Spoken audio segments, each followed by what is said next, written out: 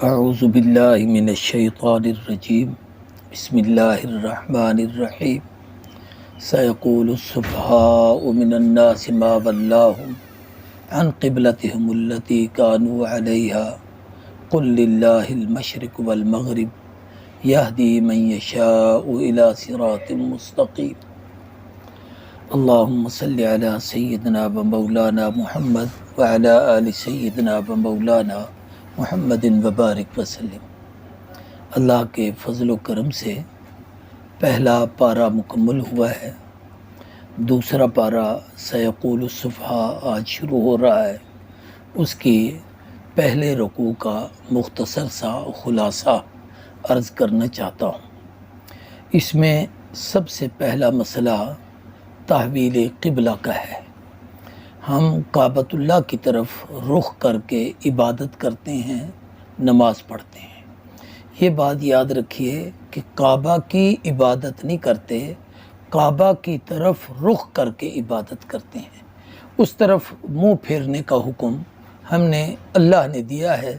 اس کے بعد ہمیں اس پر بحث کرنے کی اجازت نہیں ہے کہ بھئی اس طرف رخ کیوں ہے، فلاں طرف نہیں ہے، یا اسی طریقے سے پہلے جو قبلہ تھا وہ مدینہ طیبہ میں حضور کے ہجرت کر کے تشریف لے جانے کے بعد وہ بیت المقدس تھا۔ پھر 15 مہینے کے بعد یہ بیت اللہ کا حکم آیا تو اس پر لوگ چیں بجبیں ہوئے اور ان لوگوں نے کہا یہ قبلہ کس نے بدل دیا ہے۔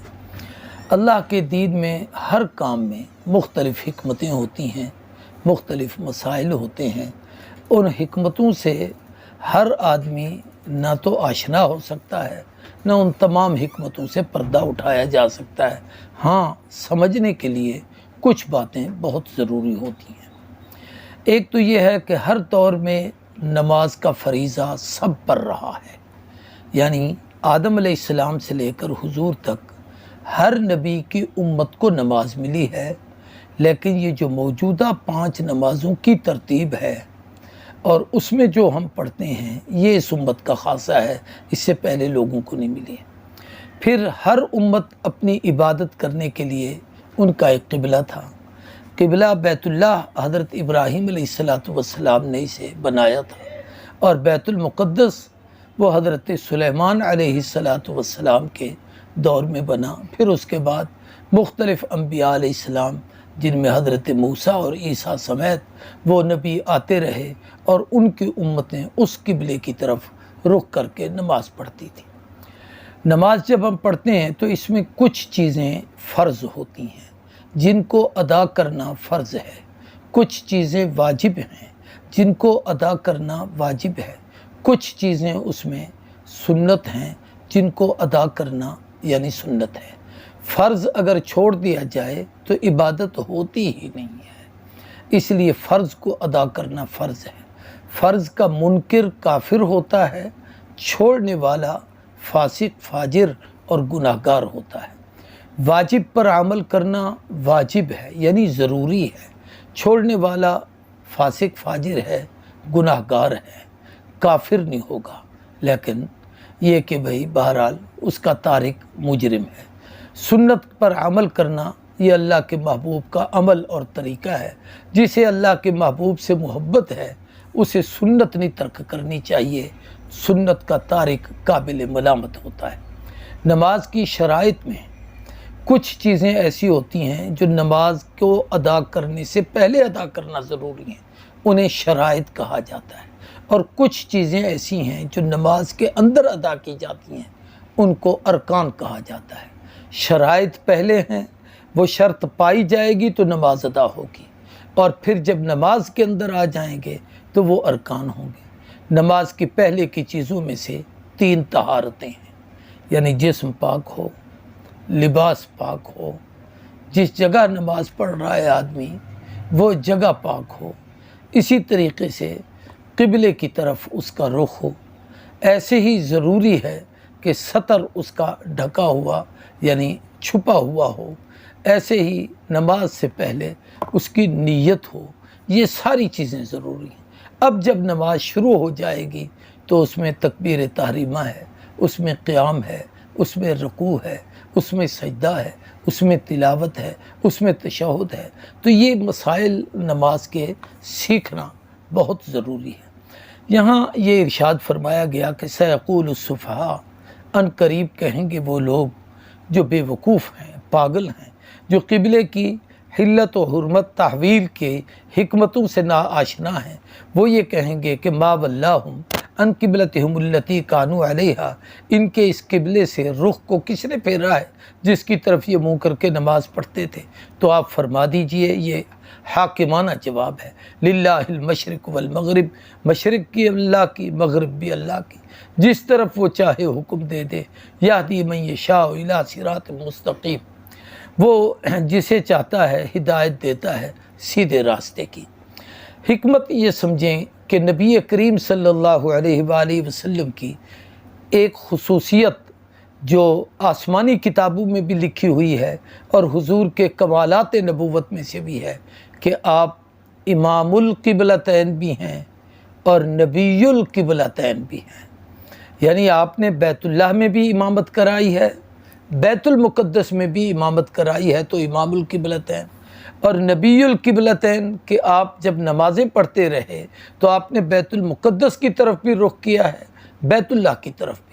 مکے کی زندگی میں بیت اللہ کی طرف رخ تھا، مدینے جانے کے بعد ابتدا میں بیت المقدس کی طرف تھا، پھر اس کے بعد مدینہ طیبہ میں اللہ نے حکم دیا مسجد قبلتین، قبیلہ بنو سلمہ کے قبیلے میں حضور تشریف لے گئے تھے، ظہر یا عصر کی نماز کا وقت تھا، دوران نماز آپ کا چہرہ اطہر آسمان کی طرف اٹھا، اگلی آیتوں میں وہ اس کا تذکرہ آ رہا ہے۔ تو آپ نے نماز کے دوران ہی رخ پھیرا، اس کی کئی حکمتیں تھیں جن حکمتوں کو میں آگے چل کر بیان کرنا چاہتا ہوں۔ تو اللہ تبارک و تعالیٰ نے اس میں وہ حاکمانہ طرز سے جواب دیا کہ مشرق و مغرب اللہ کی ہے، جسے چاہے صراط مستقیم کی ہدایت دے۔ ہمیں یہ سبق سمجھ میں آتا ہے کہ جب مومن کا ایمان اللہ پر اتنا ہے کہ جو اس کے محبوب نے کہا وہی ہمارا دین ہے، تو جیسے پیغمبر کے حکم سے ہم نے قبلہ بدلا ہے بیت المقدس سے بیت اللہ، تو اس سے ہمیں سمجھ میں آتا ہے کہ ہماری زندگی کا رخ بھی بدلنا چاہیے، یہود و نصارہ کی اتباع کو چھوڑ کر رسول اللہ صلی اللہ علیہ وسلم کی تابعداری کی طرف، رسومات سے ہٹ کر اتباع سنت کی طرف، جاہلانہ عام رسموں اور رواج کو چھوڑ کر اللہ کے احکامات اور فرائض کی طرف۔ یہ اس آیت سے ہمیں سبق ملتا ہے۔ اس قبلے سے اس قبلے کی طرف رخ کرنا یہ ایک بڑی آزمائش تھی، لیکن اس سے بڑی آزمائش جو قیامت تک اس امت پر ہے وہ یہ کہ حضور کی سیرت پر یہ کتنی عمل کرتے ہیں، اپنے آپ کو دین کے تابع کتنا کرتے ہیں۔ تو ہمیں اس آیت سے یہ سبق ملتا ہے۔ یہ ایک پہلی آیت کا مختصر سا خلاصہ۔ سیقول السفہاء، ان قریب بے وقوف لوگ کہیں گے کہ ما ولاہم ان قبلتہم التی کانوا علیہا، یہ جس قبلے کی طرف منہ کر کے نماز پڑھتے ہیں یہاں سے ان کا رخ کس نے پھیرا؟ تو حاکمانہ جواب ہے کہ اللہ ہی کے لیے مشرق و مغرب ہے، جسے چاہتا ہے صراط مستقیم کی ہدایت عطا کرتا ہے۔ اگلی آیت کریمہ، وَكَذَلِكَ جَعَلْنَاكُمْ أُمَّةً وَسَطًا لِتَكُونُوا شُهَدَاءَ عَلَى النَّاسِ وَيَكُونَ الرَّسُولُ عَلَيْكُمْ شَهِيدًا وَمَا جَعَلْنَا الْقِبْلَةَ الَّتِي كُنْتَ عَلَيْهَا إِلَّا لِنَعْلَمَ مَن يَتَّبِعُ الرَّسُولَ مِمَّن يَنقَلِبُ عَلَىٰ عَقِبَيْهِ وَإِن كَانَتْ لَكَبِيرَةٌ إِلَّا عَلَى الَّذِينَ هَدَى اللَّهُ وَمَا كَانَ اللَّهُ لِيُضِيعَ إِيمَانَكُمْ إِنَّ اللَّهَ بِالنَّاسِ لَرَءُوفٌ رَحِيمٌ۔ یہ دوسری آیت ہے۔ اس آیت کا ایک حصہ تو اس امت کی فضیلت کا ہے، وہ یہ ہے کہ یہ امت بھی دونوں قبلوں کی احترام کرتی ہے۔ آپ دیکھیں مشرکین مکہ بیت المقدس کے بالکل قائل نہیں تھے، وہ کہتے تھے ہم ملت ابراہیمی والے ہیں، ہمارا بس ایک ہی قبلہ ہے، اور یہود و نصارہ اس قبلے کا تو احترام کرتے تھے، بیت اللہ کو نہیں مانتے تھے۔ اس امت کی خصوصیت ہے یہ امت وسط، معتدل امت ہے، درمیانی راہ والی امت ہے، عدل و انصاف والی امت ہے، اور یہ عظمتوں والی امت ہے، عظیم نبی کی عظیم امت ہے۔ اور نبی القبلتین نبی کی متبع قبلتین امت ہے، تو اس امت نے بیت المقدس کی طرف بھی رخ کیا، اور جب اللہ نے حکم دے دیا تو انہوں نے بیت اللہ کی طرف بھی رخ موڑا۔ اللہ یہاں یہ بتانا چاہتے ہیں اس آیت کریمہ میں کہ یہ رخ پھیرنے کی ایک سبب یہ بھی تھا کہ تمہیں یہ فضیلت دی جائے چونکہ تم امت وسط ہو۔ یہاں وسط کا معنی یہ نہیں کہ آپ کے بعد کوئی اور امت آئے گی، احکام میں، اعمال میں، فضائل میں معتدل درجے کی امت ہو، نہ اس میں افراط ہے، نہ اس میں تفریط ہے، نہ یہودیوں کی طرح سخت مسائل ہیں، نہ عیسائیوں کی طرح بالکل نرم قسم کے، بلکہ ہر لحاظ سے اللہ نے اس امت کو امت معتدل بنایا ہے۔ اس لیے مختلف حدیثوں میں اور مختلف مقامات پر اس امت کے کئی نام ہیں۔ خود اس کا ایک نام یہی قرآن مجید میں امت وسط ہے، اور یہ اس لیے ہے کہ اس کی شریعت کے سارے احکام معتدل ہیں۔ اس لیے ہمیں عدل کو سامنے رکھنا چاہیے، معتدل، انصاف، کہ ہم انصاف کریں۔ ہمارے پاس کوئی معاملہ آ جائے، زیرک طریقے سے، دور رس نگاہ سے اسے سمجھیں، اسے سوچیں، اس کو اپنی عملی زندگی میں ڈھالیں۔ یہ اس امت کی خصوصیت ہے، یہ افراط و تفریط والی امت نہیں۔ اس امت کے مختلف ناموں میں سے ایک امت مسلمہ، اسلام، فرما بردار امت ہے کہ یہ رسول اللہ صلی اللہ علیہ وسلم کی شریعت کی اتباع کرنے والی ہے۔ ایسے ہی اس کا نام خود حضور کی نسبت سے امت محمدیہ کہ حضرت محمد کریم صلی اللہ علیہ وآلہ وسلم کی اتباع کرنے والی امت ہے۔ ایک اس کا نام حدیث کی کتابوں میں حمادون بھی ہے کہ یہ وہ امت ہے جو اللہ کی حمد بیان کرنے والی ہے۔ ہر دور میں ہزاروں نہیں لاکھوں اس امت کے رجال کار، پہلی امتوں میں ایسا کبھی نہیں، جو ہر وقت اللہ کی تعریف بیان کرتے ہیں، اور قیامت کے دن بھی یہ اللہ کی حمد بیان کرنے والی امت ہوگی۔ ایسی یہ امت اجابت ہے کہ احکامات کو قبول کرنے والی امت دعوت ہے کہ انسانیت کو ہدایت کے راستے کی دعوت دینے والی۔ اسی طریقے سے اللہ نے اس امت کو امت محدثہ بنایا ہے کہ اللہ اس امت میں ایسے لوگ پیدا کریں گے جن سے وہی تو حضور پر ختم ہے، لیکن ان کے دلوں میں القاء کریں گے، وہ مسائل لوگوں کو سمجھایا کریں گے، جیسے سیدنا عمر بن خطاب۔ قرآن مجید کی 17 یا ایک روایت میں 27 بلکہ ایک میں 32-33 آیات بھی اشارہ ملتا ہے، جن میں جو عمر زمین پر بولتے تھے، آسمان سے اللہ اسے وہی بنا کر بھیج دیتے تھے۔ اس امت کا ایک نام امت منصورہ، اللہ کی طرف سے مدد کی ہوئی کہ اللہ نے بدر میں، مختلف جنگوں میں، اور اہل حق کو ہر دور میں فتوحات اور اپنی مدد سے نوازا ہے۔ یہ امت مجتہدہ بھی ہے کہ ہر دور میں نئے مسائل آئیں گے اس امت کے سامنے۔ اس امت کے اندر ایسے ایسے علمی شاہکار لوگ ہوں گے، اور قرآن و سنت پر ان کو اتنا عبور کامل ہوگا کہ وہ بیٹھ کر امت کے مسائل حل کیا کریں گے۔ اسی طریقے سے اس امت کا ایک نام ہے امت قائمۃ علی الحق، کہ قیامت تک اس امت کا ایک طبقہ ایسا ہے جو حق پر قائم رہے گا۔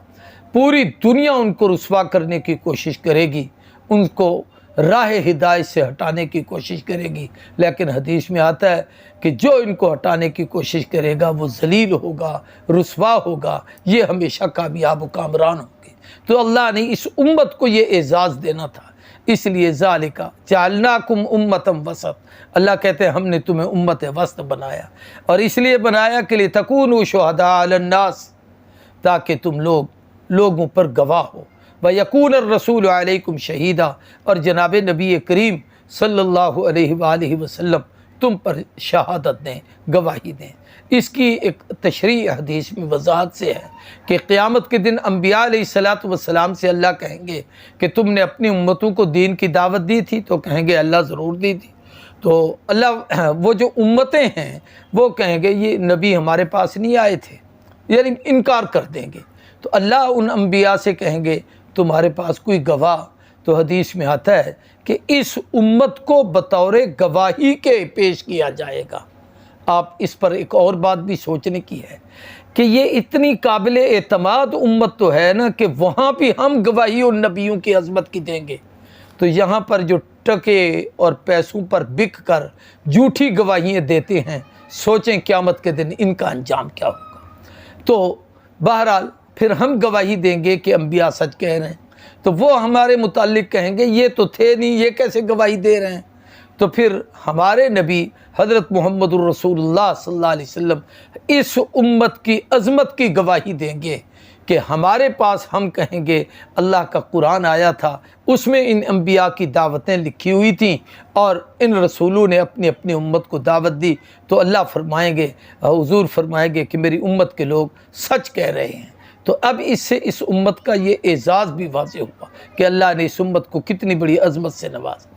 پھر اس قبلے کی تحویل کی مختلف حکمتوں میں سے ایک حکمت جو اس آیت میں ہے کہ وَمَا جَعَلْنَا الْقِبْلَةَ الَّتِي كُنْتَ عَلَيْهَا، جس قبلے کی طرف آپ تھے وہاں سے جب آپ کا رخ موڑا گیا تو اس کے موڑنے کی ایک حکمت یہ ہے کہ لِنَعْلَمَ، تاکہ اللہ اس بات کو ظاہر کر دیں کہ میرے رسول کی اتباع کون کرتا ہے اور رسول کی اتباع سے پیچھے کون ہٹتا ہے۔ جنہوں نے یہ کہا یہ قبلہ چھوڑ دیا ادھر گئے تو ہماری نمازوں کا کیا بنے گا، تو گویا انہوں نے رسول کی اتباع نہیں کی، اور جس امت نے اس قبلے کو قبول کر لیا اللہ تبارک و تعالیٰ نے ان کو عظمتیں عطا کی۔ یہاں پر جو قرآن مجید میں یہ لفظ ہے نا اِلَّا لِنَعْلَمَ، اللہ فرماتے ہیں تاکہ ہم جانیں، اس کا معنی یہ نہیں کہ اللہ کو علم نہیں، اللہ تو جانتے ہیں، اس لیے علماء نے یہاں نعلم کا معنی اظہار لکھا ہے، تاکہ ہم اس کو ظاہر کریں لوگوں کے سامنے کہ رسول اللہ کی اتباع کون کرتا ہے اور رسول اللہ کی شریعت کا انکار کر کے الٹے پاؤں کون چلتا ہے۔ فرمایا تو وَمَا جَعَلْنَا الْقِبْلَةَ الَّتِي كُنْتَ عَلَيْهَا، نہیں تبدیل کیا ہم نے اس قبلے کو جس پر آپ تھے، مگر اس لیے تاکہ ہم اس کو ظاہر کریں کہ اس رسول ہاشمی و امی محمد الرسول اللہ صلی اللہ علیہ وسلم کی شریعت کی اتباع کون کرتا ہے۔ پیغمبر کے اشارے پہ کمال ہے صحابہ کے رخ پھیرنے کا کہ حضور جو چل پڑے ہیں ادھر سے ادھر تک، تو صحابہ بھی ایسے ہی پیچھے چلتے آئے اور اسی طریقے سے آ کر کھڑے ہو کر انہوں نے اپنے قبلے کا رخ رسول اللہ کے پیچھے آ کر پھیر دیا۔ اللہ فرماتے ہیں وَإِنَّهَا لَكَبِيرَةٌ إِلَّا عَلَى الَّذِينَ هَدَى اللَّهُ، اگرچہ یہ کام تھا تو بڑا مشکل، کسی کا قبلے کا رخ پھر جانا بہت مشکل ہے، لیکن صحابہ کے ہاں اس قبلے سے احسن قبلہ محمد کریم کی ذات ہے کہ گویا ہمارے ایمان کا قبلہ رسول اللہ ہے، ہماری شریعت کا قبلہ رسول اللہ ہے، ہمارے دین کا قبلہ رسول اللہ ہے، جدھر نبی کا رخ ہے ادھر ہمارا رخ ہے۔ تو آقا نے اس قبلے کی طرف رخ موڑا تو ہم نے بھی موڑ دیا۔ اس سے ہمیں ایک سبق سمجھ میں آتا ہے کہ جب ہم مڑنے پہ آئے تو مشرق و مغرب ادھر سے ادھر رخ موڑ لیا ہے، اور جس نبی کے کہنے پر ادھر رخ موڑا ہے اس نبی کی سیرت کو سامنے رکھ کر ہم اپنی زندگیوں کو تبدیل نہیں کرتے، اس میں ہم یہود و نصارہ کی اتباع پہ چلے جاتے ہیں۔